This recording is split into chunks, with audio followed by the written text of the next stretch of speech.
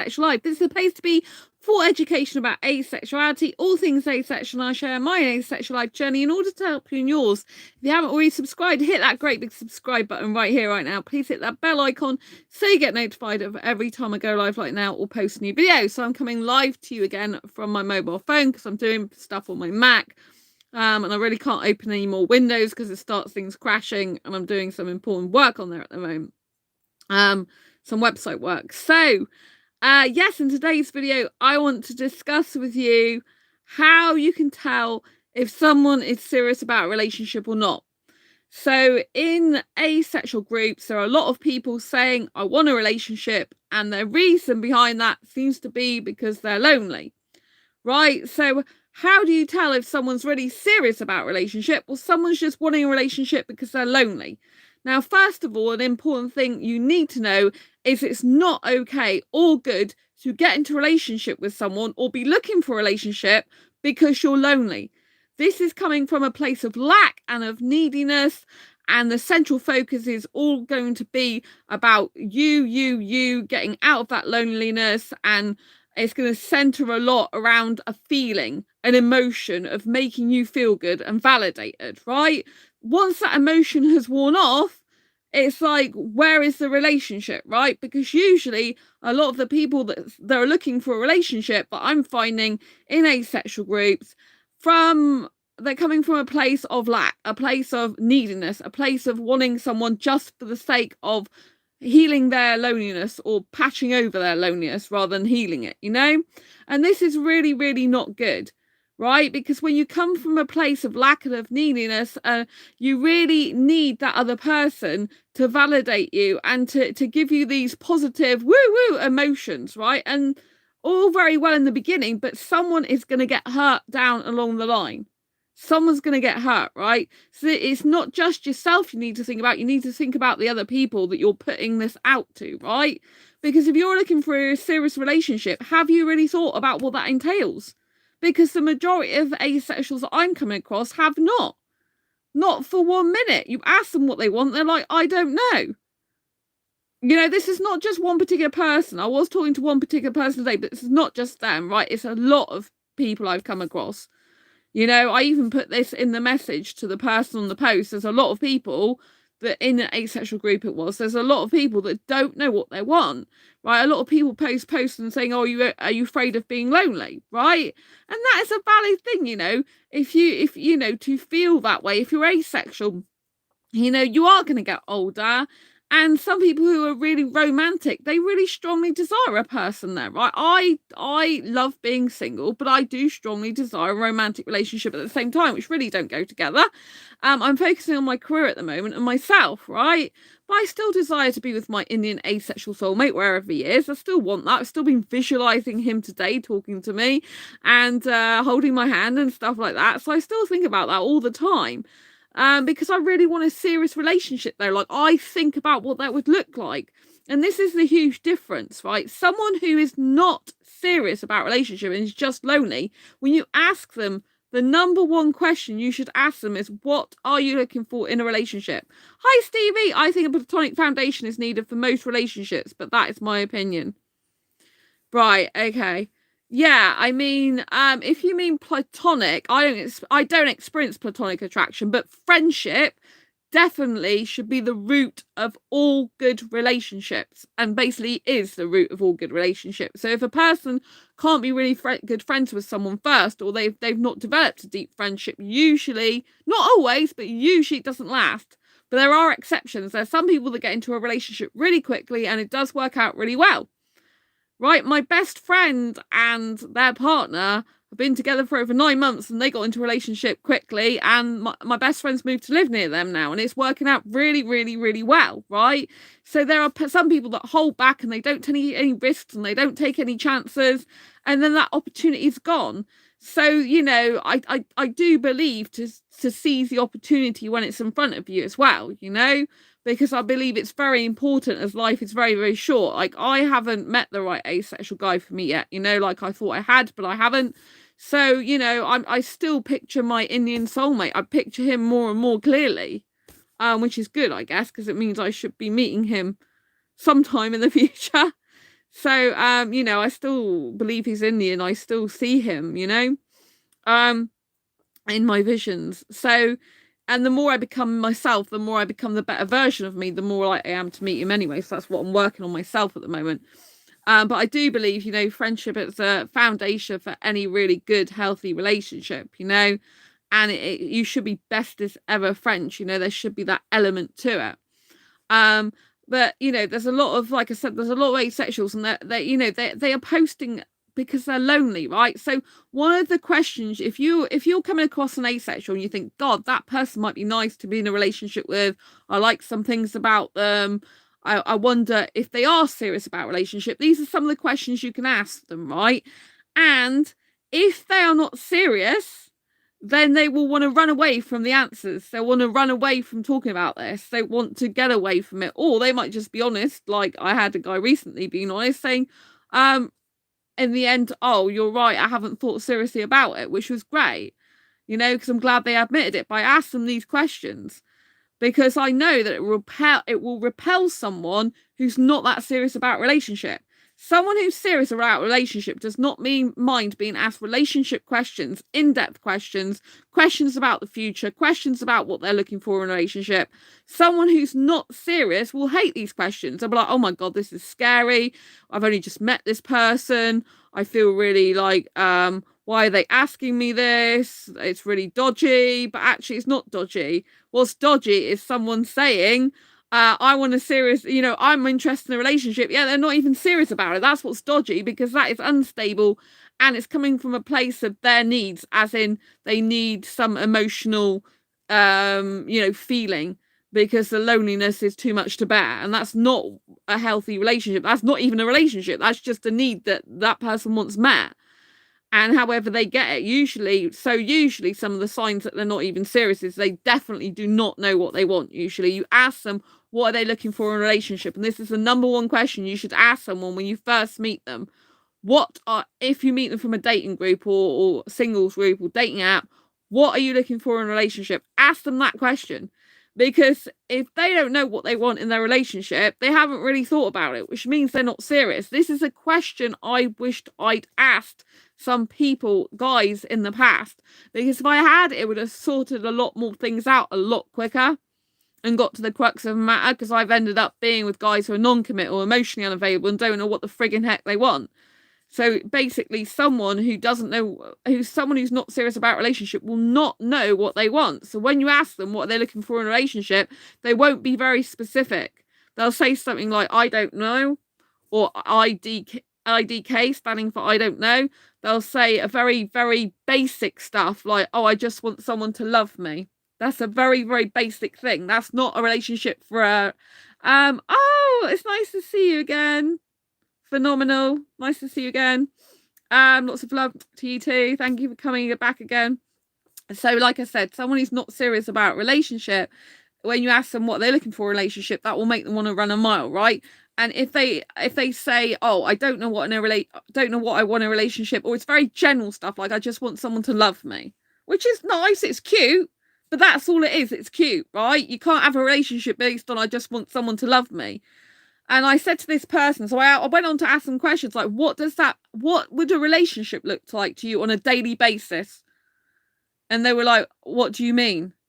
Because of course they don't know what the question means, because they don't know how to answer it. So I said to them, what would a relationship look like to you on a daily basis? And they said, do you mean how you relate to each other? I said, well, not really, although that's a part of it. So how does a relationship look like to you on a daily basis? So in other words, and I asked them all these questions like, what do you want in terms of relationship? You know, like, do you want sex? Do you want, obviously if they're asexual, most of them don't, but you may as well ask this question, do you want sex? Or I don't even think I said about sex, but I said, do you want marriage? Do you want kids? With this person, I'm like, are your parents going to arrange you a marriage? But it's all very well someone saying I want, you know, I want, they're asexual. For example, I'm into Indian guys, as you know. Most of their families have an arranged marriage for them. It's no good me being really interested in an Indian guy and then like being interested in for like 6 months, a year, 2 years, and then they're like, oh, well, my parents have arranged a marriage for me now, but thanks very much for keeping me company for like the last 2 years, but nice to talk to you. Bye type thing. Do you know what I mean? Like, so you've got to watch out for all this stuff, right? So, you ask the hard questions to begin with. You don't say, do you want to marry me? And rubbish like that, right? You don't want to frighten them off like that. That's unfair, frightening them off, right? What you need to do is ask general questions about what they actually want. So, do they want a relationship?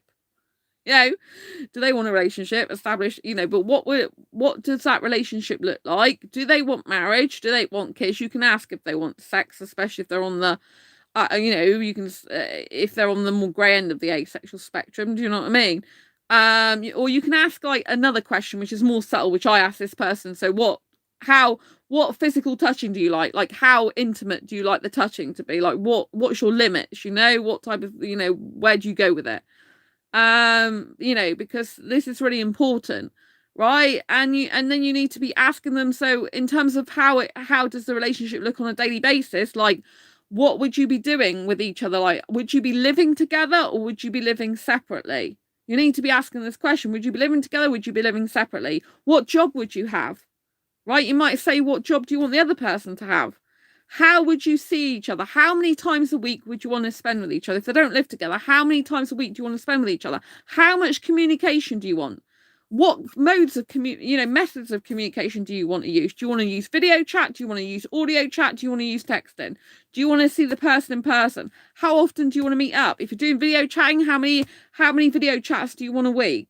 Right? How much contact do you need with the other person? That is so wrong. Someone being in a relationship when they're about to get married. Yeah, I know. It does a lot with a lot of Indian guys, for example. Their parents arrange them a marriage, and it can be like 1 minute they're single, the next minute the parents come to them and it's like, oh, it's time to arrange you a marriage now. So they might not even know about it at that precise time. But a lot of the guys I like are younger Indian guys, right, in their 20s. So of course, some of them haven't even thought about marriage. They haven't even thought about when their parents or if their parents are going to arrange them a marriage. And so a lot of these people that say they want a relationship, they haven't really thought about it. It's not a serious relationship. And I learned a lesson from the last Indian asexual guy I was interested in, because I thought he was interested in a serious relationship, because the post I met him through originally was an asexual group, and it said about, do you worry about being alone for the rest of your life or being with the wrong person, basically? And, the not right person, they said, oh, yeah, but I'm hopeful and positive. So I thought, because they're hopeful and positive, that they were serious about relationship. But then when I got to chat to them after a while, they were kind of making jokes, and they saying, oh, maybe I should take a relationship more seriously. And I was thinking, well, I thought you were serious when you first spoke to me. So what the hell happened, Anyway. And so I found out that and then they said to me when they were talking to me, they hadn't really thought about what they wanted in a relationship, and I was just shocked, because I honestly thought they had. And so now I've learnt my lesson is to make sure I ask the hard questions, the really hard question at the beginning, like the killer question: what are you looking for in a relationship, and how would your ideal relationship look like on a day-to-day basis? Because if they can't even answer that, if it scares them, they're not serious. Because someone who's serious about relationship would not be scared off by this. They'd be thinking, my God, I've got someone who's really seriously interested in me. Let's chat and let's plan future together, We'll talk about a possible future, right? So yeah, if they're not talking about future, obviously if you've just met each other, they're not going to put you exactly in their future necessarily, but they should be having some plans, like idea of their goals for the future. Like, what do they want the relationship to be like in the future? Like I said, do they want to live together? Do they not want to live together? Do they, what goals do they want to go backpacking for a year around the world? Do they want a stable, secure job with a mortgage? Do they want to get their own apartment? What type of job do they want? Like, career, have they got their career sorted? Do they know what job they want? Because if they don't know what job they want, they don't know what career they want, then they could end up doing anything in the future, going anywhere, and and that's not really stable for you. You need a person who really knows what they want to do in their life, who's already following kind of their dream career, who's sorted in most aspects of their life. Ideally, this is what you want. Someone who knows what they want, where they're headed, and how a relationship would look like. They've thought about it. They've put time, energy, and effort into thinking, what do I want this person to look like? What physical qualities? What personality traits? Where do I want them to live? what they want them to be like. Stevie, I only think being not serious about relationships when both parties are looking for that in their relationship. I'm not sure what you mean, but my phone flashed up really quickly with these messages. So I'm not quite sure. I need to reread that, I think. I only think being not serious about relationships when both parties are looking for that in a relationship. I still don't understand that, but maybe it's because I've said a lot. I don't know, but you know, when a person's not serious, if they haven't thought about what a relationship would actually look like, because if a person hasn't thought about what a relationship would actually look like, they're not being serious. They're just thinking in a fantasy like something off TV or a movie. Like, I'd like to be in a relationship. Yeah, okay. Why? Because I feel lonely. Okay, and how will that make you feel better? Because then I'll have someone to talk to. Okay, and what happens then? How do you pay bills together? How do you eat together? How do you see each other? How do you provide for each other if you're going to live together? How is it going to meet if you're geographically different parts of the whole world? You know, it's just like, it's not child's play. It's not like I'm romantic. I'm highly romantic. But you have to think of practicalities. Like, how is that relationship going to pan out year after year, day in, day out?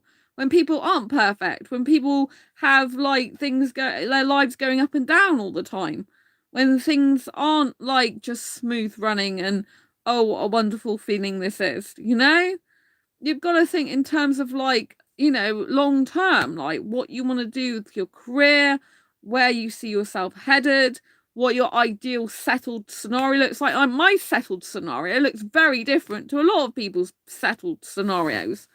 Do you know what I mean? Because I kind of like going weird hours to sleep. I'm an entrepreneur. Like, I like doing like website work and blogging and vlogging and all that type of stuff. And I don't go to bed at normal hours, and I actually love living by myself, so I'd like a living apart together relationship. Like, say they are just looking for simple love but are not thinking about their future, or they are taking it day by day, as long as you both involved agree, then I think that's okay. Yeah, but it's up to people what they do, but it's a taking it day by day attitude. It's like, where's it headed? If you're serious about relationship, you've got to have it heading somewhere.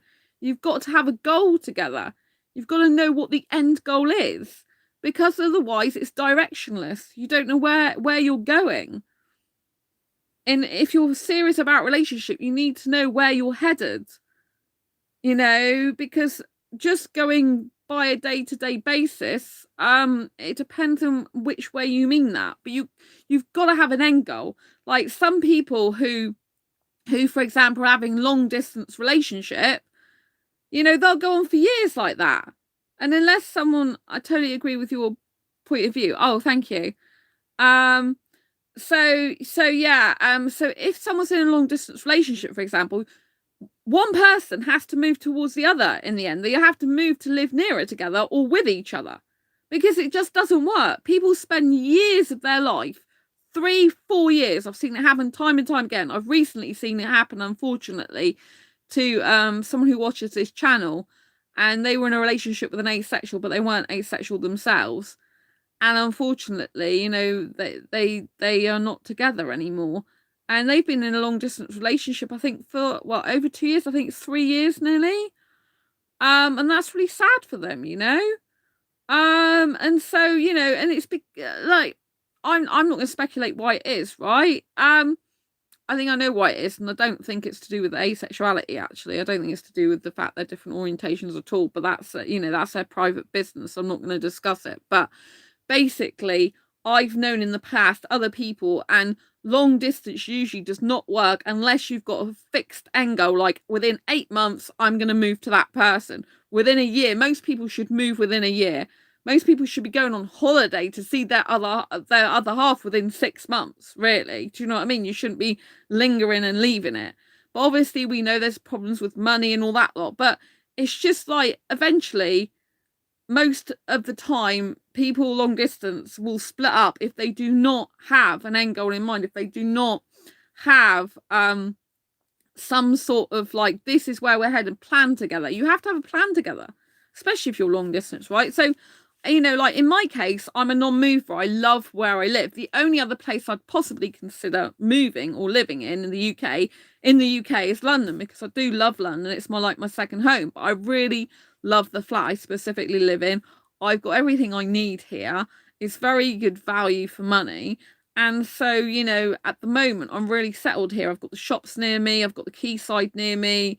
I've got transport on my doorstep, cinemas, pretty much whatever I want to do. It's also very like quite good in terms of like, it's quite a low, usually it's a lower COVID type of rate area than a lot of the places in the UK. So I'm very fortunate and blessed, you know. And so I love living here, and so I am actually a non-mover, so I'd need a guy to move to live near me, or at least if he lived in London, because that's like the second place I like in the UK, you know, that wouldn't be as bad. But again, there'd be commuting involved and stuff like that, but at least it'd be in the same country. I couldn't do long distance in another country, because, you know, without an end goal, you're just going nowhere. You're just like following your tail around. And, you know, if a person's like says to me like, oh, you know, I'm not going to be in your country for another 2 or 3 years or whatever.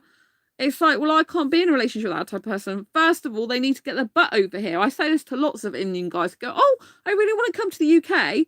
It's like, well, until you can actually get into the UK, you're physically here, then it's no go. If you get here in person and you're still interested in me and I'm still single and I still like you, basically, then we'll talk. But I'm not having someone, you know, like that's kind of a mistake. Well, I say mistake. The asexual guy I liked, you know. Oh, hi Sam, nice to see you. Lots of love, my friend. Friendship, love to you as always. Yeah. So obviously, one of the mistakes I made, you know, with the Indian asexual guy is he's not in this country and he wasn't going to be here for about another 2 or 3 years. You know, and so I don't usually do long distance relationship, and I'm definitely not doing it again, because I told him I couldn't be in a long distance anyway, because he didn't know if and when he was going to come over, and then he changed his mind anyway, right, in a very short space of time. So, you know, in order to find out if someone's serious, they have to, one of the people has to know that the other person's definitely moving. But anyone can change their mind, right? Which is why it's really important that you find someone who is really serious for a relationship, who's able to talk about the future, who's able to say what type of thing they want, what the relationship will look like, and who's able to be, you know, like genuine about it, not just looking for a quick fix feeling like a lot of asexuals seem to be because they're lonely, but actually is looking for a substantial relationship where you're going to see each other through to old age, basically. You know, be together forever. If you're looking for a serious relationship, obviously, if you're looking for just a temporary relationship, then some of this stuff is not even going to apply. If you're just looking for something temporary or casual, but I'm talking about a serious relationship here. You know, serious as in long term, as in committed, as in want to spend the rest of your life with someone. You know, so for me, you know, and for anyone watching this, it's essential you ask all the main killer questions, if you like, early on, the deal breakers, you know, like about marriage and about kids, and, you know, about, obviously, if like, for example, I'm older, I need a younger foreign guy who's not going to care what his parents think, because, you know, like, he can't have a serious committed relationship with me if he's just going to hide me from his parents or his family because I'm older or something. Do you know what I mean? It's just never going to work out. And, you know, and there are some like strong entrepreneur younger guys, and they're really early 20s, like 20, 21, 22.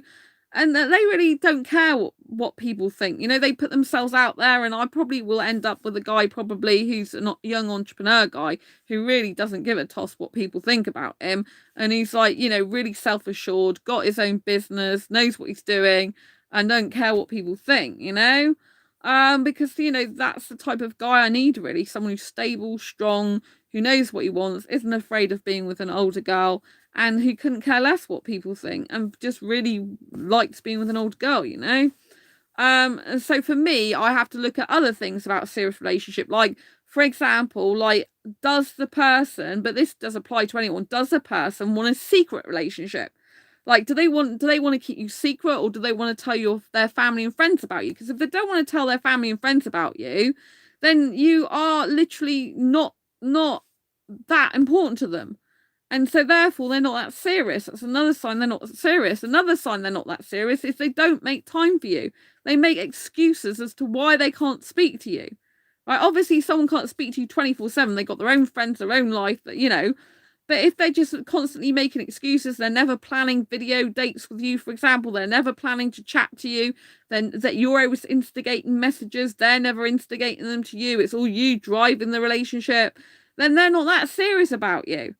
And they're not that serious about you if they start like going off you, like they're really, really like hot 1 minute, oh, I'm really into you, then the next minute they're going colder and colder. Unfortunately, there's a lot of people as well in the pandemic who've been self-isolating at home that kind of use people online as well because they're so lonely. They go on dating apps because they of that reason they're lonely, so they start talking to someone and they make out their interesting relationship, but then when their lockdown's over, for example, they're not working from home anymore, go back to their ordinary day job, their work, they stop talking very much because they were just really using you to pass the time while they were in lockdown because they've got nothing better to do, or because they're lonely. And it's horrible to say that, but it's true. I found it a lot, especially when I was on Facebook dating a lot.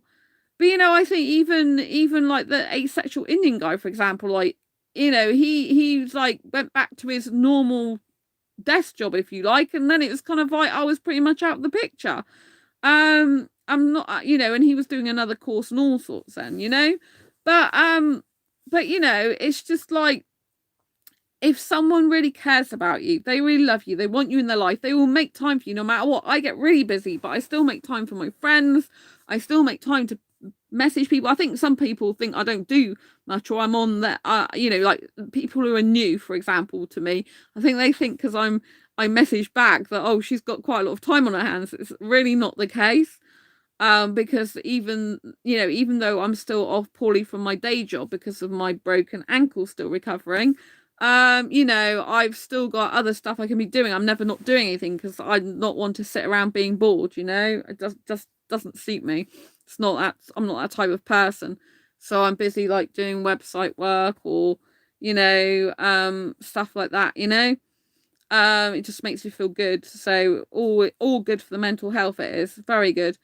So yeah, so, you know, some of these are, like I said, are the signs to look out for, you know.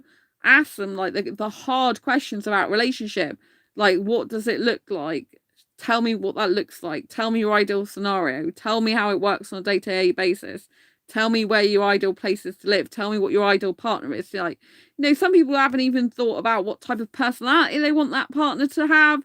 They haven't thought about what job they ideally want them to have. They haven't thought about where they actually want to live. They haven't thought how they're going to bring money in to keep the relationship going. Have they even got money to like commute if they're going to do long distance? You know, or has one of them got the money or the transport to commute? You know, because if they haven't and they can't do it, then it's not going to work, is it?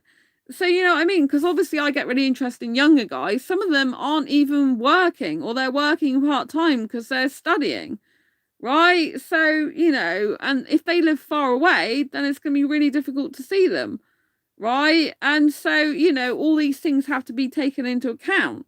Like, are you going to stay living where you live, or are you going to move out? Are you going to move in together? All this type of stuff needs to be fathomed out. And if a person is not serious about relationship, all these type of questions will just scare the hell out of them. But they could say, like, oh my God, I haven't thought that far ahead. Which is a major red flag if you're looking for a serious relationship. If they have not thought that far ahead, then they're not that serious. Or it's all about being in the moment and feeling validated and making themselves feel better because they're feeling lonely. And because it's satisfying maybe some other need in them right at that minute. Which is not what you want if you're looking for a serious relationship. If you're looking for a serious relationship and the person isn't serious, it's going to hurt you. You're going to get attached, and plus you could have been looking for someone who's actually looking for a serious relationship like you, instead of wasting your time with the wrong person who can't give you what you want, can't match your needs, doesn't even know what the friggin' heck they want. And if you're with someone who doesn't know what the friggin' heck they want, honestly, it's so unstable.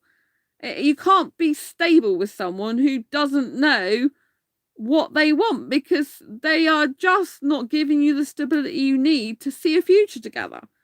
And if you can't see a future together long term, then what's the frigging point if you're looking for something long term, serious relationship? Right? A person who's really serious about you will talk about plans in the future. They'll talk about you going to meet each other. They'll talk about you meeting their family and friends. They'll talk about, plans together, like dates and going out and meeting up. And, when we look for our first piece of furniture together, or when we decide to have our photograph taken together, even if you don't live with each other, there's usually things that you do together that, like, maybe you like have your photograph taken together, and then you might have a copy of it at each other's places. Maybe you get a spare toothbrush that you can take when you're staying over your partner's place. Maybe, like, you take some spare clothes over their place. If they're serious about you and you live, like, you live long distance and you stay over each other's houses, for example, you're going to have some of your belongings, personal belongings, usually at that person's home in some way. Like, when I was living separately from my now ex, I used to have like a spare hair straighteners over his. I used to have spare clothes over his. I used to have some stuff that would always be over his. Like, I get another toothpaste over there. I get another toothbrush. I get another dental floss, a hairbrush. All these type of things. So I used to have double a lot of the time. So if I was staying over his, I wouldn't have to lug everything over there and then lug everything back again. Obviously with clothes you have to wash them and stuff like that. So, thanks for the thumbs up. Lots of love to you. So, it's not easy if you're living together, and it's not even easy if you're living apart sometimes, because, you've got to think, like, how's that going to work in practical terms? Like, for example, if I met a guy and he did live in London, right, and say I stayed over his home, say he had a spare room or something, then it's like, what am I going to do while I'm actually there, right? What can I do? Like, if he's sleeping or if he's watching some sport, which I hate, how am I going to occupy my time?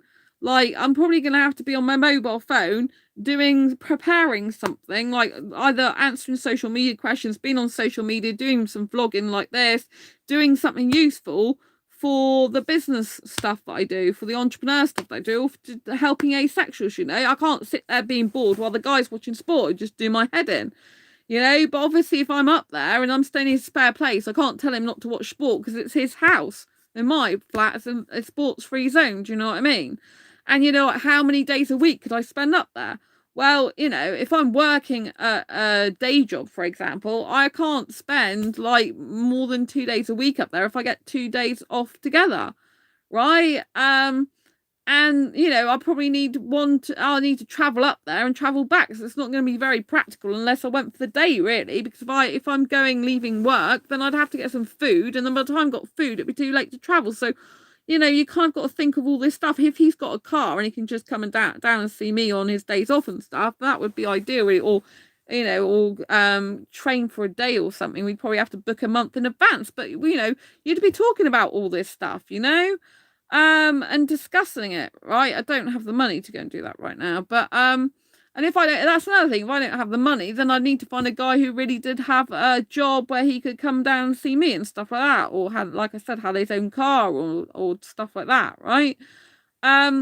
So you've got to think about all these things, right? You've got to think about, like, if the person came and stayed with you in your place at weekends, like, how would you make space for them? Like, would you have like a spare toothbrush for them? Would you have spare toothpaste for them? Like, how's the food going to work? So for me, I don't want to be cooking for a guy, so I need to make it clear in the beginning I'm interested in a serious committed relationship. But for me, that means that the guy would not be doing housework for the guy. He'd need to buy his own food and bring it over mine to cook in my flat, or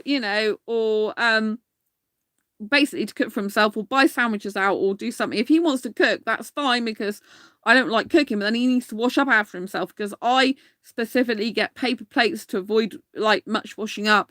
I get tinfoil trays, greaseproof paper, and just chuck the greaseproof paper away. I really limit my washing up because I hate that type of stuff. So I don't want him coming in my flat mucking all that up, and I'd have to say all these standards and expectations in the beginning. So, and if you're serious about relationship, you should be talking about relationship expectations and standards going forward and boundaries right in the beginning, so people know where they stand. Like, this is what my ideal relationship looked like. If we were living separately and you came around my home, I would expect you to cook your own food, bring your own food with you, buy your own food. I've got a strict food budget.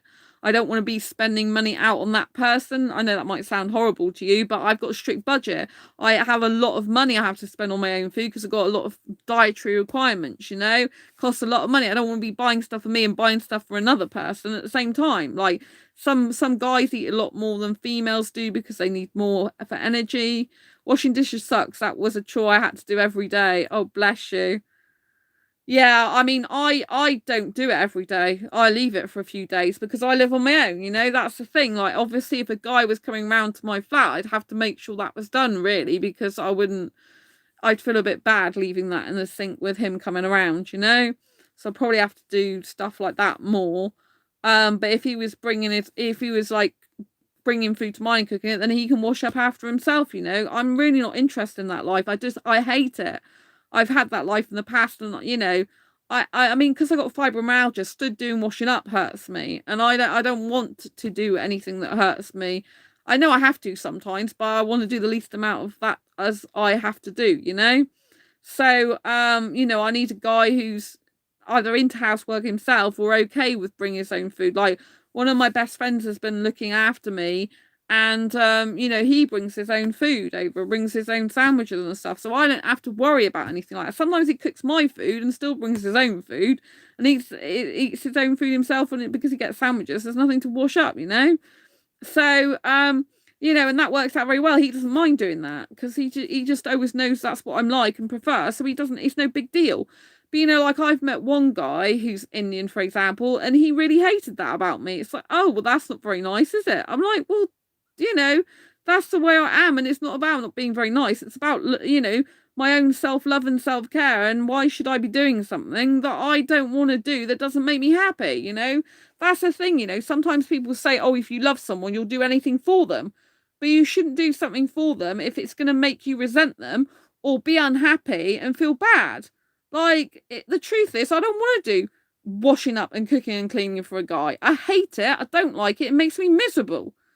So, just because I love him doesn't mean to say I want to do something that makes me miserable, me unhappy, and not enjoying life. I don't want that type of life again. Obviously, if he was really poorly and sick, of course I would do stuff like that and go around, get food shopping for him and take it round to his place and all that lot, right? He can give me the money for it, and pay me back, because my friend does shopping for me, but I pay my friend back all the time.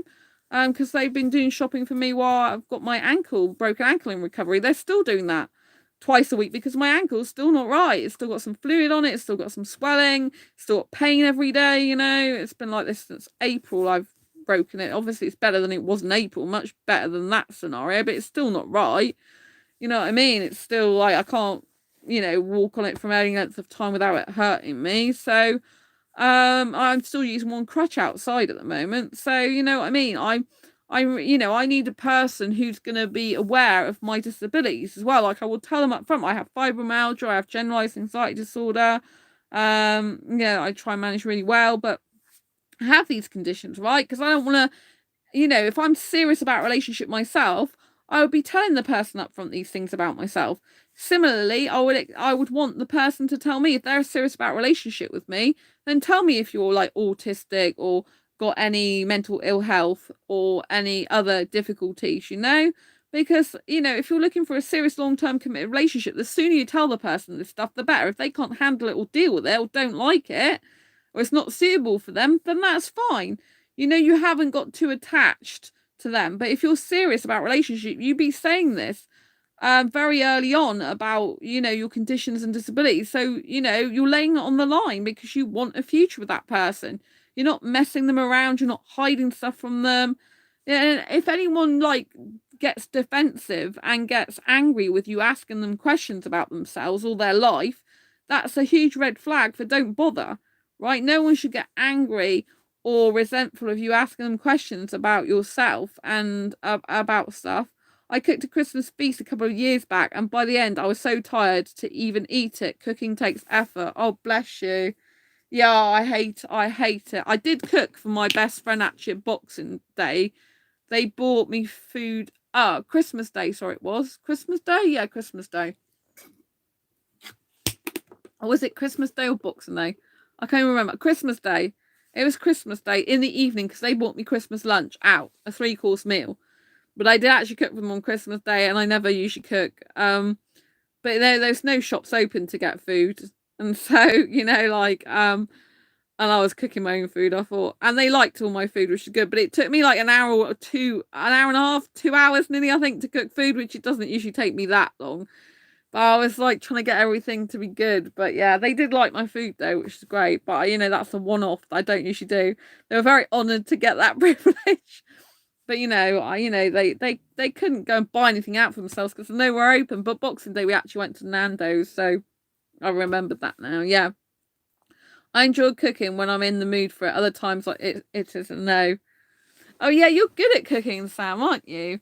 Because you're very good at baking as well. Like I like being cooked for if the person washes up after them.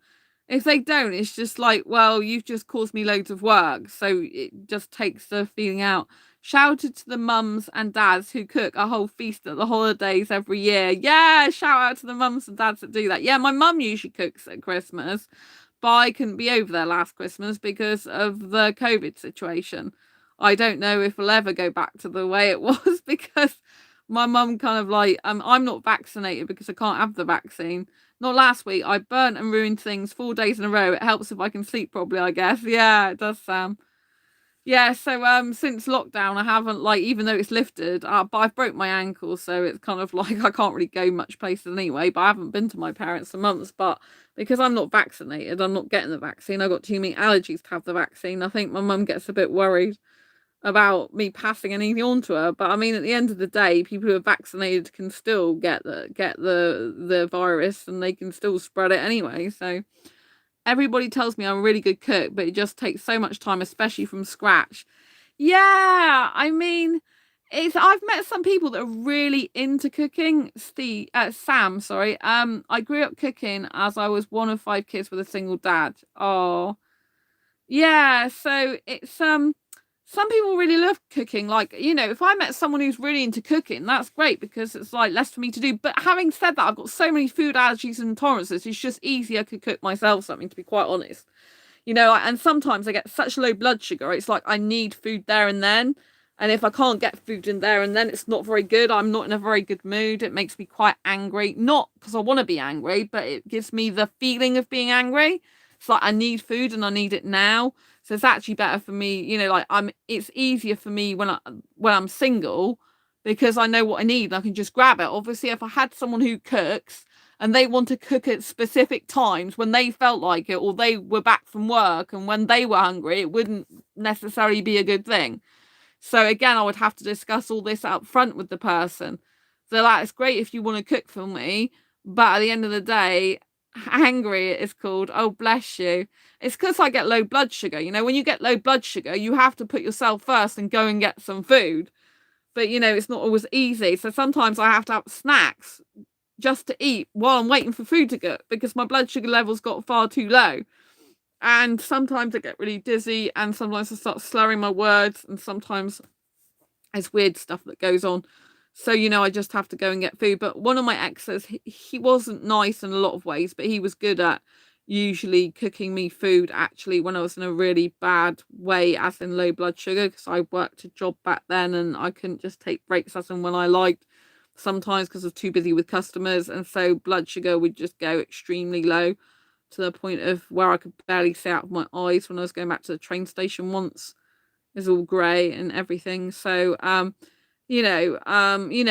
I would have to discuss all this because it's how would it work in practical terms. I mean, because I've had a relationship that's been different places, lived in 2 different places.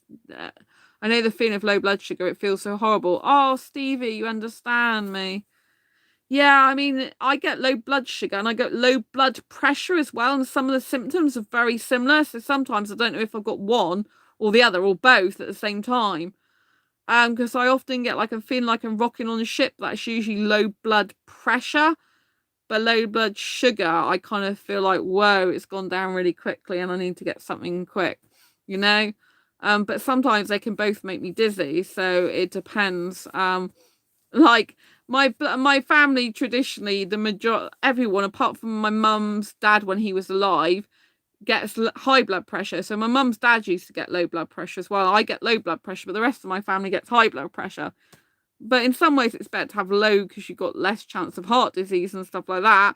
But at the same time, it means sometimes I've been in hospital years and years ago because I couldn't stand up. That's how bad it can get. You can't physically stand up and do stuff for yourself. You just can't. You're just nearly like collapsing. So it can be very detrimental. So, you know, like for me, it's easier if I'm single in these ways, but it's certainly easier if I live on my own. That's a huge reason why I want to live on my own, because I just find it easier to look after myself and not have the worry of another person in the home, because it's like I've got enough problems myself. You know, it's like I need to be taking care of myself. If I'm cooking, I need a snack before I start. You thought that was funny? It's true, I do. Sometimes I just like, you know, I'm just like, I've got to eat snacks. I've got to eat a whole, like earlier today, while I was waiting, I just ate a whole, while I was waiting for some food, I think it was, I ate a whole punnet of nectarines, I think, before I ate some food. Because that's what I have to do. I just have to eat when I need to eat, you know? And it's hard because sometimes I reach for stuff like crisps, but I can't keep eating crisps, plain crisps I have, you know? But, you know what I mean? Because usually they're good for blood sugar and also for blood pressure as well, because the salt if you've got low blood pressure, you're supposed to have some salt. Sam, when I make sauce, I end up eating half of it with bread while I'm cooking the rest. Oh, bless you. So at least you know what I mean by eating it as you go along. But yeah, I do need to eat, you know. I need to, like, you know, if I'm hungry, I've got to eat there and then. It's very difficult when you're trying to reach for a snack. So I'm like, what snack do I eat before I eat my main meal? That's not going to stop me from eating all my main meal, but it's going to like make me full enough to not be ill still. It's very difficult. It's like when I go out, for example, the asexual meetup, it's kind of difficult then because with the UK, some places are shut at the moment for food or got limited menus. And I've got loads of food allergies and intolerances, which mean I can't eat much anyway. Stevie, I mean, I relate to snacking before cooking just to get through it. Oh, bless you! Oh, yeah, because you said it takes you a long time. I mean, ideally, you know, it's good if people, one person in the relationship does like cooking, because then the other person doesn't, it's not so bad. But if you got two people that hate cooking and two people that don't want to do anything, it can actually be quite problematic. It's same with mental health difficulties and disabilities, right? Like I have mental health difficulties, disability, right? And if you're with another person with mental health difficulties and disabilities, you've got to get them be compatible. I know this might sound weird, but they've got to be complementary or compatible or not going to affect the other one too much.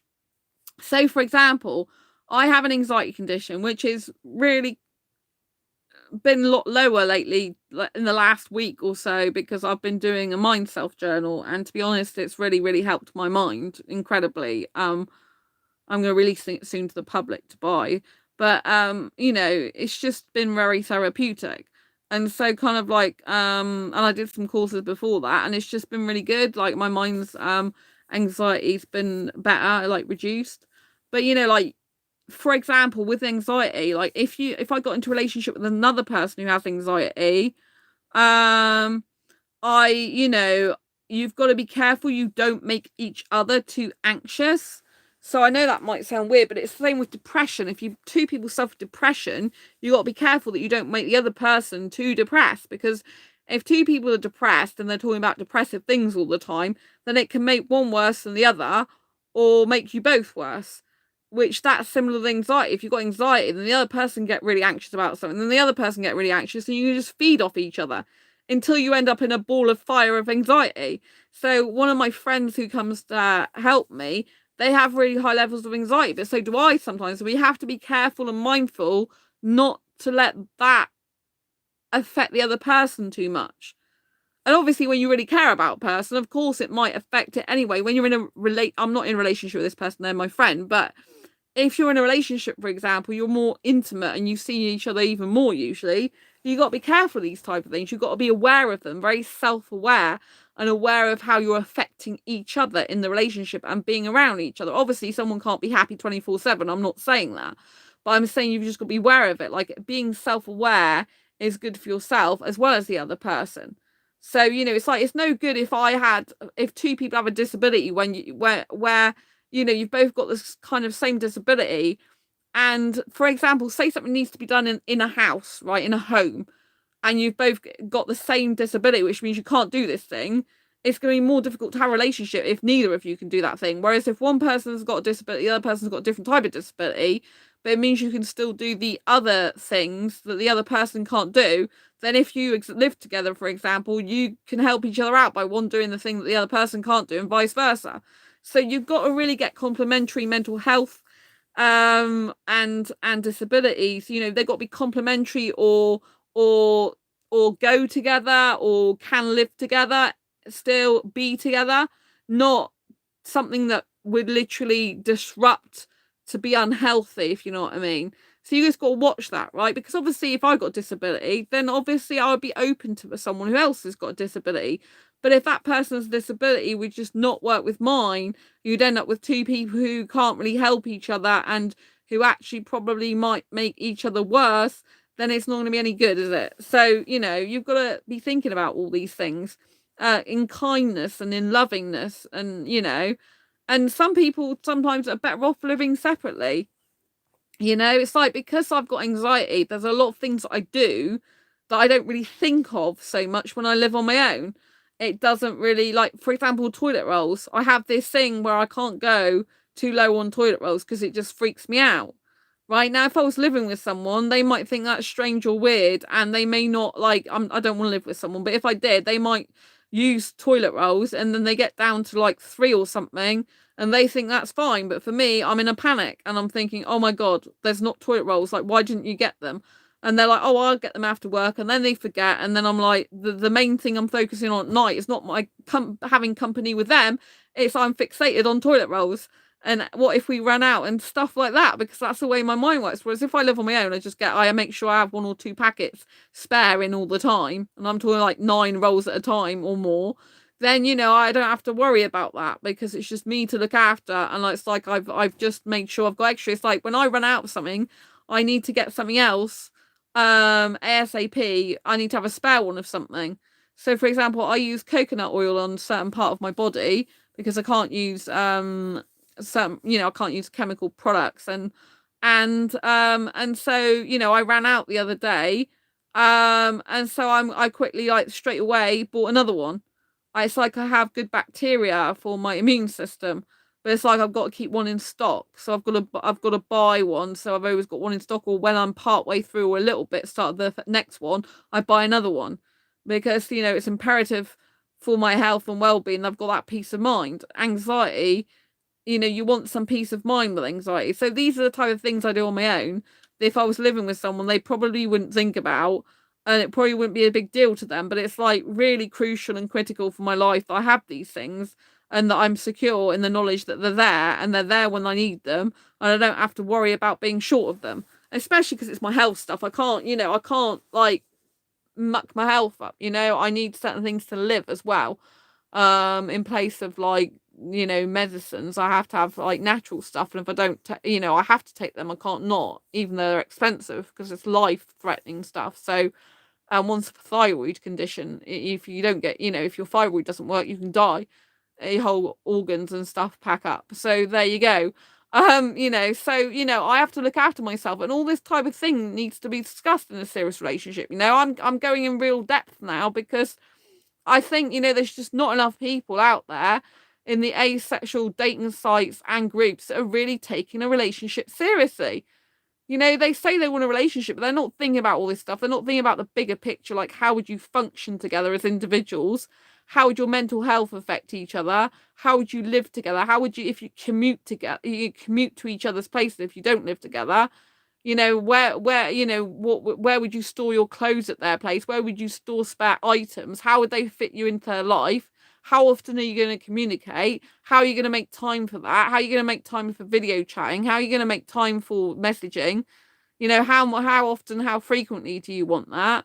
where do you see the relationship heading? Do you want it to end in marriage, or do you want to end it your settled down state is that you have a pet together, or your settled down state is that you just have this really serious, committed, loving, caring relationship where you committed to seeing each other, for example, 3 times every single week without fail? That could be your commitment and settled down. Everyone's got a different version of that. A lot of people who are romantic asexuals, for example, they want to live together. I don't. It's not, I mean, in a romantic way I do, but not in a practical way. If I lived with someone, so just theoretically say I did, I'd have to have my own separate room. I'd really have to have a separate flat in the same house as them and have all my own separate kitchen and have my own separate toilet and stuff like that, really.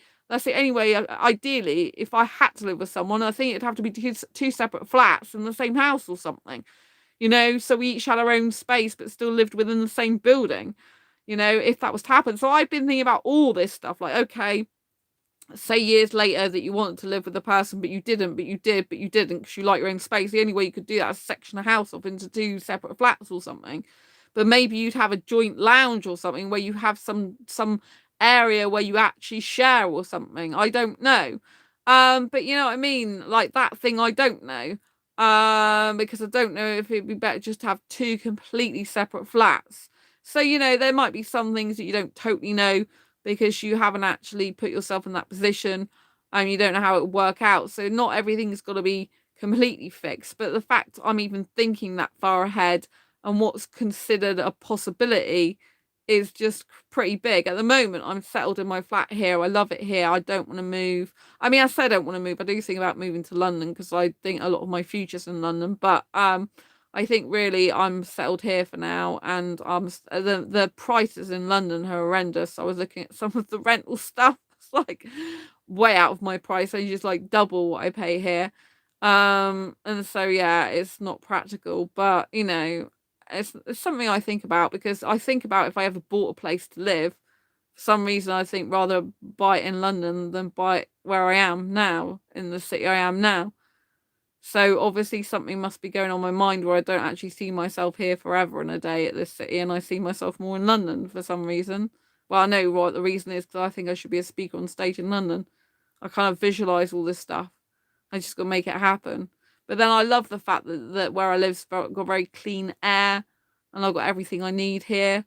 So, it's kind of like, yeah, you got to think long term, and you've got to think of practicalities. You've got to think of money, like what's financially more viable, weigh up the pros and cons and stuff, weigh up your incentive as well. Like, it's like sometimes I think like if I went to London, I'd have more chance of meeting the right Indian asexual guy or the right guy for me as well. But you can't move somewhere just on the speculation that might happen or might not. Do you know what I mean? You've got to really kind of believe it and want it and move there. But the thing with London is that when I've been before, I've ended up with like sit up my nose. It's very smoggy, but in terms of actually like being there, it's really nice. So yeah, so at the moment I'm definitely a non-mover. I'm staying where I am. And but I do think about the future. I'm thinking, oh well, you've got to get rid of some of your stuff, Sandra, because if you do move in the future, you'll have to get rid of this stuff anyway. And Sam, but if you move to London, you'll be closer to me. I know, Sam, laugh out loud. I did think about that. That's very sweet that you'd be happy for me to live near you. I know, I did think about that. It's a huge incentive, I have to say, if you could squeeze me into your life, because I know you're very busy because you've got your partner and you've got your space here and stuff. So, yeah, you lead a very busy life. If you could squeeze me in, that would be great. And I have thought about being closer to you. It would be nice, but I'd be going out with you a lot more.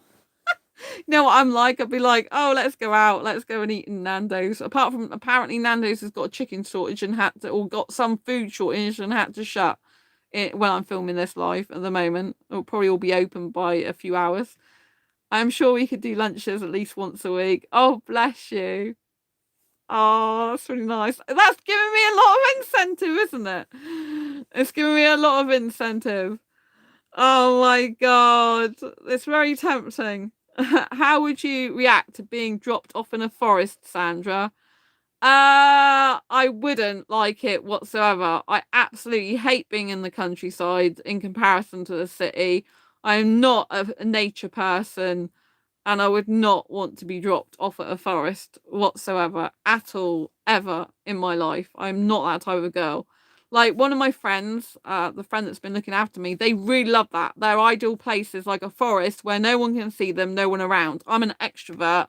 I need people around me. I need to know there's people there. Like I live actually currently in a flat in the middle of a house, and I love the scenario set up here because I feel like I've got people around me and I'm safe. That's another thing, like living on my own in a big city in London, I wouldn't necessarily feel as safe.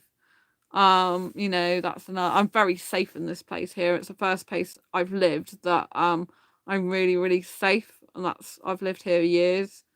To have to get an area that I'd feel really safe in, a place I'd feel really safe in to move there. But I'm talking way in the future because, like, financially, I'm not in a position to move there or live there for some time. But it's just weird that if I had the money to buy a house, I'd want to buy it in London, not in here. So that tells you quite a lot, doesn't it? I was thinking about that. Oh, if you had the money to buy a house, where would you like to buy it? It's like, well, I'd like to buy it in London Hyde Park, which is like a lot. You need like millions of pounds really to be around that. So, but you know what I mean, or hundreds of thousands of pounds. So it's quite strange, but I have been thinking about that lately because I like to self-reflect. Stevie, I mean, you could go hiking every day. I don't like hiking. I hate stuff like that. I'm not into hiking. I'm not an outdoors person. I'm not into camping. I'm not into canoeing. I can't even swim. Not into canoeing, rock climbing. The only thing I like about my city is 5 minutes from where I live. I've got the quayside, but there's people around all the time. So I love it because there's swans and there's ducks and there's geese and there's different types of birds and they're on a stream, but there's always loads of people around because there's pubs and places to eat there. So I like the fact it's a little bit of countryside in the city that's 5 minutes from my home. I can just walk back home whenever I feel like it. And I can walk back home whenever I feel like it. And I just feel like, I do have a lot of freedom where I live as well. I do like it a lot. But it's just like if I'm thinking about long-term future and I'm thinking like, okay, so where do you see yourself in like, I don't know, 10, 15, 20 years? I see myself more in London. Sam, I can't swim either. I like nature, but I have the best of both worlds where I am, near to London and near to large parklands. Is there any rivers near you though, Sam, with swans and geese and stuff on it? Because I really like that about where I live. There's like, there's animals. I've seen swans, geese, and ducks and stuff like that. There was a moorhen as well the other day, which was nice, and a rook, I think it was, or something. Some more different birds that I don't usually see. I usually see them in zoos. Because this particular bird, it had is it a red beak and green feet or something? I was talking to Andy. I was like, oh, that's really unusual. I only usually see them in the zoos.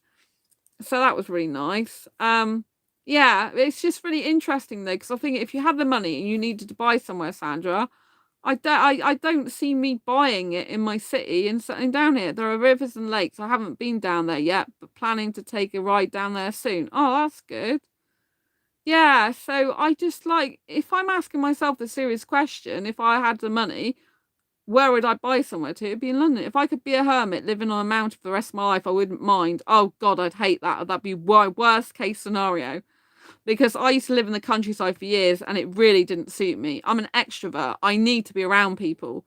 I like being around people. I get energized around people. I get energized going out. I get energized from just being with people around me without even speaking to them. I like being, well, I'm an energetic, vibrant girl. I want to be on stage in London. I believe I will be on stage in London. I see myself on stage in London, like over and over again.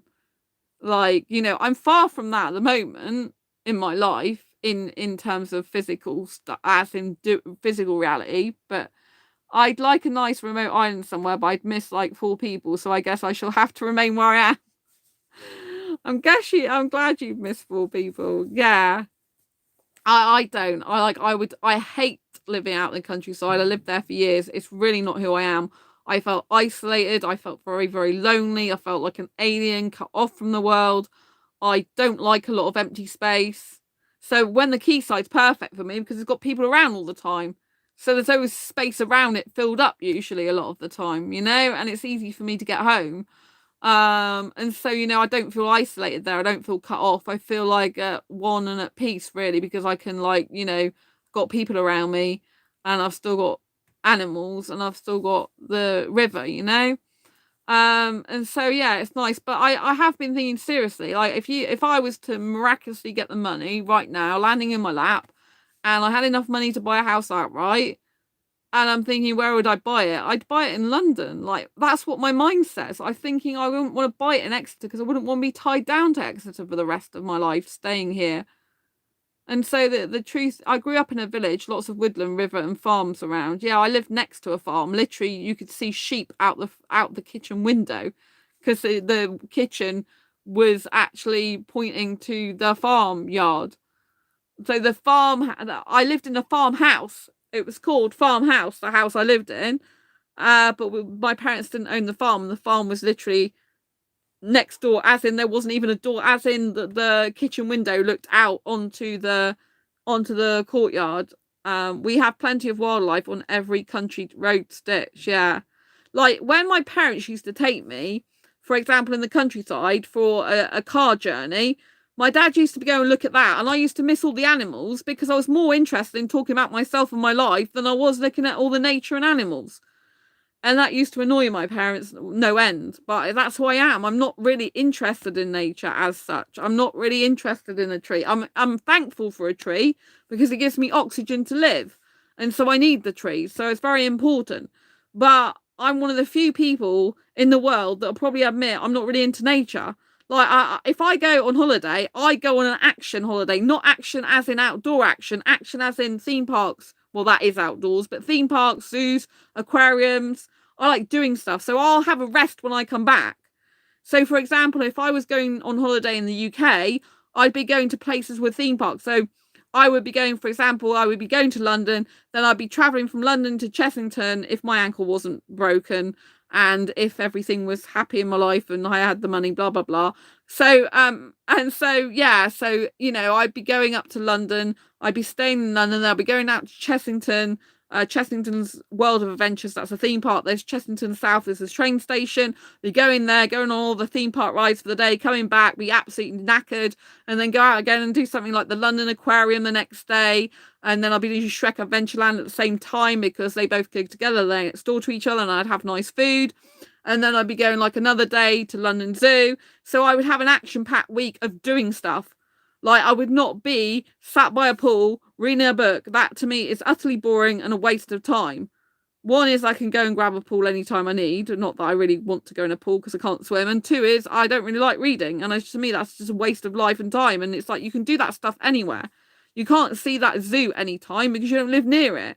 You can't see that aquarium anytime because you don't live near it. I can't see Shrek Adventureland because there's only one in the whole of the UK.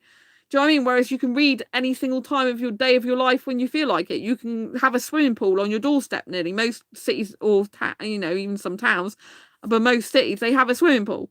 So why do I need to go and spend hundreds of pounds just to sit by a pool reading a book when you can do that anywhere? To me, it's absolutely pointless. That's my personal opinion. I know many people won't share it, but, to me, that's pointless. And it's not what I want to do. I want to work. I want to working as in an action holiday, as in doing stuff all the time, like going out, eating food, out, blah, blah, blah, not in the hotel very much, literally out and about, doing stuff all the time. And then I'll be really tired after those several days. I'll come home and I'll probably sleep for most of the day when I get back. And then the next day I'll be fine. In a few weeks, I'm going to the Upper Peninsula in the state of Michigan here in the US. I think it is going to be very pretty up there. You should look at pictures online. Oh, bless you. I don't really have time to do much, really. I'm doing this live stream, but I've been busy doing stuff all day today. So, yeah, from the moment I got up, pretty much. So, people tell me to do a lot of stuff, and it's like, and I've got other stuff I need to do. Yeah, a lot of stuff I need to do. I've got a backlist of stuff I need to do. So, but yeah, I hope you have a nice time. Like for me, I don't like, I just don't like a lot of what other people like. I don't like countryside and all that type of thing. It's like, if I go out, if I go anywhere, that's great. The Great Lakes here are very cool and a lot huge. Yeah. I mean, I like the quayside because I live near it and it's got swans and ducks and geese. And I think it's good to have a bit of water near me. Because people sometimes pay a lot of money for that type of thing. Like if you go away on holiday, sometimes people pay a lot of money to be near a lakeside. So if it's already got that, it's a nice bonus, isn't it? Especially if you're going away and you're experiencing that. Like it's nice that I've got it on my doorstep. Swans and geese scare me, laugh out loud. I like looking at them though. I like the ducks and I like all of them. They are a little bit scary, I gotta admit, but I just like the fact I can be around them and wander among them, if you know what I mean. There's something quite freeing about that, I think. And I like the fact that they just, no one really bothers them, people either feed them. Would you live in a city near the sea? Curious. Not usually, no. I mean, the city I live in, I could get to the sea for like 25 minutes away, but I used to live near the beach, like the seaside, and I don't like living there because I lived out in the country. It's not, I wouldn't, I like the fact that I've got the quayside in my city, which is just like the River Exe that goes through it. I like that, but then it's because it's surrounded by pubs and people. Like, I wouldn't like to live near, like, I don't really go to the beach usually. To me, it's like I lived near a beach for 25 minutes away, years of my life when I lived in the countryside. I used to go to it sometimes, but I don't need to go to a beach. Beach doesn't really thrill me, basically. I used to live near enough to the sea to ride my bike there in about 45 minutes up in Scotland. Loved it up there. Yeah, I mean, for me, I don't usually, I don't usually visit the beach. I don't usually visit the seaside. I don't really. But if I go to my parents, like sometimes I stop off and look at the sea, but that's because my grandma's ashes are scattered in the sea there. So it's kind of a bit more of a reason to go looking at the sea, if you know what I mean. I think they're either scattered at Dawlish or they might be scattered at Teignmouth with my granddad, but it's on the same line, if you know what I mean. But I used to live opposite a train station, opposite Exmouth for years when I lived out in the countryside. Like Exmouth wasn't far, but on the train where I live in the UK in Exeter, I can get to Exmouth. But I wouldn't like to live in Exmouth. My best female friend, she used to live in Exmouth, but it gets boring there, because it's old and stuff. I'm not old, I'm really young. So, I couldn't live there. Like I did live there as a kid actually. I've initiated geese noises. Geese as they would call back to me. Oh, that bless you. That's really funny. So my friend, like my best female friend, she loves living near the coast, living near the beach, living near water. I don't need that, I like the seaside if I'm exploring, eating chips, fresh donuts, cup of tea every 30 minutes, but don't get the whole sunbathing thing boring to me. Oh well, I'm not opposed to like, if one of my friends said they really want to go to a beach, I'd probably go with them, but only if there was a toilet nearby and stuff. You know what I mean? Because for me, I've got fibromyalgia and I need the toilet every hour. So wherever I'm going, I need to be able to get to a toilet. In the quayside in the daytime, there's a toilet there. So I know that I'm near a toilet. So, this is a part of my disability, health needs, blah, blah, blah, So this is what I mean by, if I'm looking for a serious long-term committed relationship, I have to be able to tell a guy all this stuff. Because if a guy really likes Stevie, I could watch the sea for hours. It's so mesmerizing. Oh, bless you. Well, for me, like if I'm at the quayside, I might spend about 25 minutes there. Like I might spend an hour and a half there, but sometimes I'm doing social media or phoning someone at the same time. But but there are people around. But sometimes I've just been there for like 25 minutes. Other times I've been there for an hour and a half. Because I do like it's nice there. It's really beautiful. Whether it's daytime or nighttime, it's beautiful. But there are people around, But it's like if that was somewhere else in the countryside, I wouldn't really go near it because I'm not into the countryside. It's because it's specifically in my city. I like the fact I've got a bit of countryside in the city without it completely taking over my life or without there being too much space because there's people around. And and there's vibrancy, there's a nightclub on there as well, there's quite a lot of like stuff. I just remembered I have to be up at 9, so may have to go soon and do some work before bed. Oh right, okay. Oh yes, it's Alex's birthday, isn't it? Happy birthday to Alex. Yes, that's great. I hope you have a nice time with them. I guess I'll have to go in a little while. What was I saying? Yeah, so I was trying to say that yeah, so all this type of stuff needs to be discussed in a relationship. Got the occupational therapist in the morning. Oh yeah, It's Wednesday, yeah, because I forgot we normally talk on Wednesdays and we're talking Thursday this week. Oh, I hope that goes well for you, Sam. It's really important. So this is what I mean anyway with the videos. Like, all this stuff needs to be discussed. So clearly, for example, Stevie is very different to me in what they like. So Stevie would be better suited to someone who wanted a relationship where you would go like hiking and go out in nature and all that type of thing. Whereas for me, I'm a hotel city girl. I'd rather be going out to a nightclub, or going out to the cinema. I can't go to a nightclub at the moment. I can't dance. If I was well enough, my foot wasn't a problem. And going to theme parks, zoos, and aquarium. I need a guy in a relationship who likes doing the same type of things as me, like that, like going to theme parks, zoos, aquariums, out for meals, and to the cinema. That's kind of my 5 key things. Yeah, Sam likes museums, you see. We're going to a museum for the asexual meetup on the 3rd of September. I've got some more people coming. Well, another person coming to that. Person, I should say, rather than people. So yeah, yippee yip. Yeah, so far there's me, you, and 2 other asexuals going, both female at the moment, which is good. Because usually I have a load of guys at my meetup. So it'll be nice for a change to have females. It's like, what's going on, Sandra? Yeah, so it'll be good. They're people I've been speaking to online that I haven't met in person yet. So really looking forward to meeting them. A guy-free day, laugh out loud. Stevie, I like going to cities, but I just prefer the quietness of the country. Yeah, see, I like noise. I like noise, lights, camera, action. I love, I'm opposite to most people.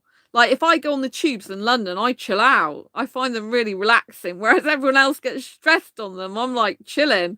I'm nearly falling asleep. I'm that chilled. And I just like when with like people around me, like when I went to Disneyland Paris, I dislike noise, lights, people. You don't dislike every person. There are a few people you like. As in me, Alex, Andy, and your brother, I think, and probably like your auntie and dad and stuff like that. But yeah. So yes, I where you live, I would probably never sleep. Stevie, where you live, I would probably never sleep. Well, yes, if you were not that you'd be in my flat, because we're just like asexual online friends here. But if you were in my flat, you wouldn't get any sleep, because literally, like, that's another thing with a boyfriend. Like, he has to sleep in a hotel if he stays, rather than stay over mine, because if he's going to stay over mine, he ain't going to get to sleep till 4 or 5 or 6 or 7 in the morning. And some past ex-boyfriends have hated that. I've told them up front, you better book it into a hotel. 1 is because I'm asexual and I don't really want someone in my flat. And 2 is, obviously now I say no, but in the past when I have let them over here, it's like, it's like one guy I was with not very long, because he wasn't good for me in the end, but he was over mine. I told him it's better if he books into a hotel, because I said I'm up really late. I didn't have sex with him. He didn't see me naked or anything like that, but I shared a bed with him. And I'm like, because, like, I'm really, I don't sleep till 4 in the morning. And sometimes if I can't really sleep next to someone either. It's really difficult for me. So, I said, better to stay in a hotel, because I just can't sleep, and I just have to get up. And anyway, it was a guy I was kissing till 3 in the morning, actually. But he was tired, so I had to let him go to sleep. And and I couldn't sleep, because obviously when I'm kissing, that's it. I mean, I'm like, I'm like not tired out. I'm like nearly hitting the ceiling, because I'm like so hyper and high off that. I mean, my God, I'm so excited. Like, it would take me 2 hours to calm down. And so anyway, so I can get to sleep, and I'm like, I can't stay there lying in bed and not sleep. To me, that's a frigging waste of life and time. So I started going on my computer and doing website work, and I had my headphones on. But the headphones, you could still hear all the music. And then I got so fed up, I started dancing in the middle of the night. I think it was like 4 or 5 in the morning. And I'm like going like this, playing all these tunes. And obviously they just didn't get any sleep, really. And then they were moaning at me, going, oh, you're being selfish or something. You're not letting me sleep. It's like, well, I told you, this is what it's like. I can't get to sleep. I'm not just going to sit there and lie there, because I've already told you what my life's like. So, for me, in a long-term serious committed relationship, I've got to spell it out what it's actually going to look like. Like, if a guy decides to come around to mine, he isn't going to get much sleep. Not at normal hours anyway, maybe at 7 in the morning, and we're sleeping like really late to the afternoon or something together. But in general, I can't sleep next to someone, because with my fibromyalgia as well, I need a lot of space in bed.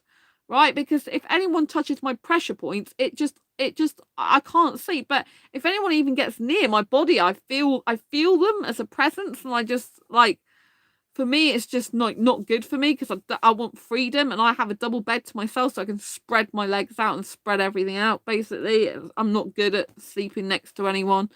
And so all this type of stuff would have to be discussed if I was looking for a serious committed relationship, because I have to explain to them that I want to live separately, but I'm still serious about them. Like, if they come around my home, it's not because I'm being funny, it's because I physically can't sleep next to someone. I go to sleep late because I can't sleep at normal hours. Normal hours, I get nightmares. I've had them since a kid. So, but if I go to sleep like at 4 a.m., then I'm usually fine and I can sleep till midday. That's 8 hours, get refreshed sleep, and I'm sleeping at a time when I'm really tired and when it suits my body and it suits my mind, And, like, you have to think practically. Like, it's no good me trying to force myself to go to sleep and not. And similarly, it's not good for me to try and, like, like, it's better try to force myself to sleep with next to someone when I can't even really sleep that much, because after a while, so I had a guy over here, Stevie, I have to go now. Great to talk to you. See you later. Brilliant. Lots of love to you. So where I live, if I have someone in the same bed as me, like say I had someone in the same bed as me, and my partner and I will remain living separately. I move to their town and have a spare mattress for each to sleep on if we stay over. It's a really good idea, Sam. I think it's a really good idea, because if it suits you both, then it's better, because you're like me, you like doing things at night.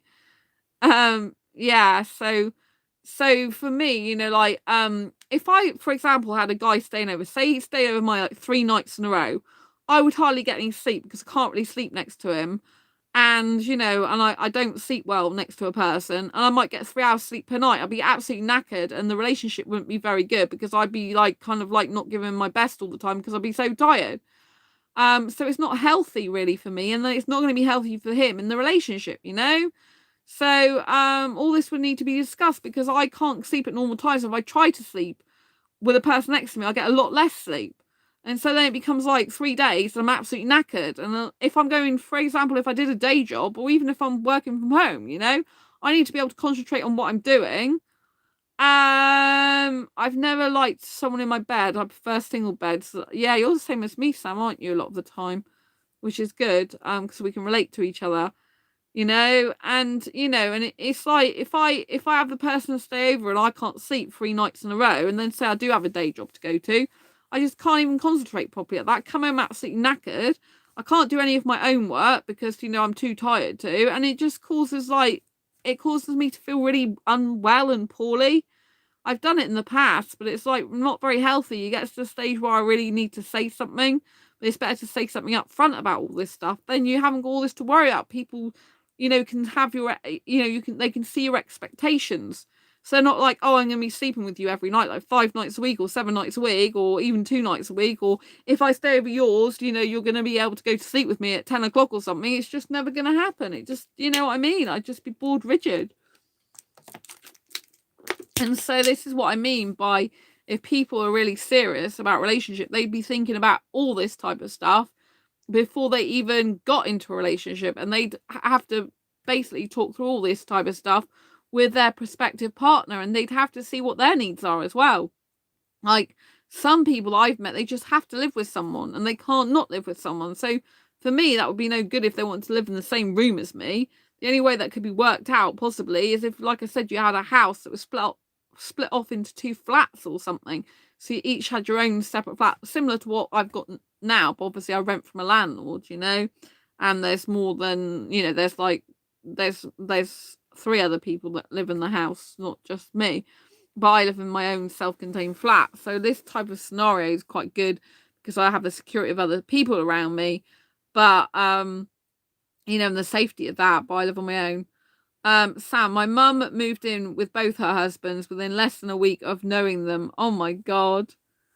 Yeah, I mean, in the past, I used to like be more open to that type of thing, but just now, never. From a romantic point of view, sometimes I get like swayed. And I do think like in the future, like, like I try and think down the line, like, You know, like, would I live with someone again? How would that work? Is there any chance that would work at all, ever? You know, if I lived in the same house as them, it would have to be two separate rooms, because I just can't sleep with the person, you know. But I then it leads on to, I'd want my own separate bathroom, toilet and shower, because I really need that, 'cause sometimes I just have to go quickly because of my needs. And then I'm thinking, well, I'd have a person who's messing up the kitchen, so really I'd want my own kitchen. And then I'd be like, well, then I just sometimes want my own space and privacy, so then want to have my own place. So that leads really back usually to the fact I'd need a separate flat. So then so I kind of work backwards. I'm like thinking, how would that work in practice? Yeah. Do you know what I mean? So I kind of do think about it, because I know, for example, there are a lot of asexuals who do like living with someone. And from a romantic point of view, I love the idea. You know, I love, like, if I lived in just hypothetically lived in the same house as a guy, and he had his own separate room to me, like, you can actually go in each other's rooms and actually fall asleep together, because I don't mind the person being in my bedroom, but I just usually can't sleep with them in the same bed, not for any length of time. But sometimes if I'm like chilling out with them, I might fall asleep with them on the bed for a short period of time, and that's okay, because it's not predicted and it's not forced and it's not expected. And then you know, that would kind of be it. So I could fall asleep with them sometimes, but like, if I was in the same house as them, then I could go into their room or they're in mine, and we might fall asleep a bit together, and then we could go back to our own rooms without walking across like a road or out in the dark or the cold. And you know, and therefore, you know, Sam, I don't like people in my bedroom, hence why I got a flat with a separate living room. Yeah. Like, I don't mind. Well, I've got so used to it by now. I mean, I've been here, God, how many years have I been here now? Oh my Lord. How many years have I been here? 17 years this year. 7 years. In September next month, the 27th. I've been here 17 years, 7. So I do love living here, obviously. It's very secure and safe for me, and nice to live here. But yes, it's a lot of years. And I've got so used to people like kind of seeing my bedroom now, and I've got so used to being in I love being in the bedroom. It's my favourite room in the whole place. I'll always be like that, I think. I prefer bedrooms to lounges. I'm not really into lounges. So, you know, I don't really have a problem with a person being in my bedroom. But London is calling, laugh out loud. Yes, I do have that on my mind. I do have it on my mind. I do have my It would be easier to go to business seminars there. It'd be easier to go to entrepreneur meetups as well. Obviously, you'd be there, which is really beneficial. I do have some entrepreneur friends in London that I could hang out with sometimes. It's easier if I want to get a speaking gig there because I'm already there. There's more job prospects in some ways in the media and entertainment industry up there. If I wanted to go to an asexual if I wanted, I could do asexual meetups in London. I could also, if I wanted to go to interviews for asexuality on podcasts and like radio stations and TV, like, they're pretty much on my doorstep, so I have more chance of getting in-person like interviews by living there. So there's quite a lot of advantages career-wise there. But I've got to think about my home as well, you know, because if I don't feel safe in my home, then, you know, it wouldn't matter what I was doing career-wise. But if I could get a place where I felt safe as well and could afford it, at the moment it's like not I'm not at that stage yet. But it's something I deeply think about quite a lot, more and more, actually. It's just I can't see me, if I'm thinking about years later down the line, I can't see me living here years later. I mean, I can in this flat to a certain extent, but if I'm thinking about really long term, I just always keep thinking about London, like, so much. I just do. It's really like, I do visualize stuff that I think, well, it's not exactly what I'm talking about. Like, I do visualize being in the same house as someone. It's like apartment. I must ding dong dash to do some work before bed and get tea. Take care. Nice chat. Yeah, lovely to talk to you. But yeah, so it's really important that you do think about everything and every case scenario and keep deciding what you want, because only when you know what you want in life will you get what you want, if you know what I mean. If you don't know what you want, you ain't going to get it, because the world, planet, and universe, if you believe in spirituality, doesn't know what you want. So if you don't know what you want, the freaking heck, how's that meant to know? Anyway, I'm going to leave you with that thought. Thank you, Sam, for being on the chat. Lots of love. Thank you, Stevie. And I'll see you on the next video live stream. Take care. If you've got any comments, questions, or queries about this live stream on replay, then please do leave them below. And as always, don't forget to subscribe and hit that great big bell icon so you get notified of every time I go live. Right now, I'll post a new video. Lots of love to you. Take care, and I'll see you soon on the next video live stream. Lots of love. Bye. Nice.